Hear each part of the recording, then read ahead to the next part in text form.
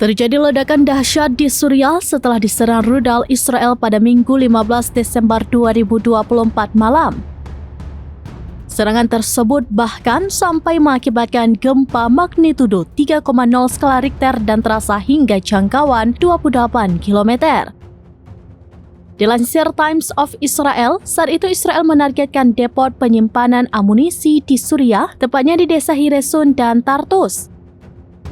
Dalam rekaman video yang beredar di media sosial, terlihat bola api yang sangat besar membumbung di udara. Tampak juga cahaya yang sangat terang terekam karena serangan rudal tersebut. Observatorium Suriah untuk Hak Asasi Manusia mengatakan, untungnya tidak ada korban akibat serangan rudal ini.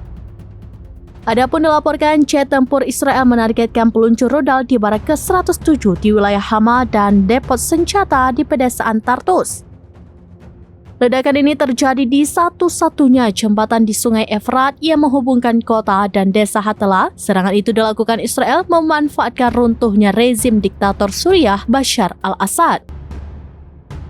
Pasukan Israel telah melancarkan serangan di Suriah pasca runtuhnya rezim Presiden Bashar al-Assad. Keruntuhan rezim itu kemudian juga dimanfaatkan Israel untuk menyerang Iran, musuh bebuyutannya. Terbaru, Israel dilaporkan menargetkan terowongan senjata milik Iran di Suriah yang disebut menampung sistem rudal canggih. Dilansir media Iran Internasional, sejak rezim Assad runtuh, Israel menyerang posisi tentara Suriah dan militer yang didukung Iran di seluruh negara Arab. Serangan ditargetkan ke Suriah sejak akhir pekan lalu. Adapun jet tempur Israel dilaporkan menghantam gudang rudal balistik Scud, peluncur roket, dan bandara militer Nasiriyah di wilayah Kalamon.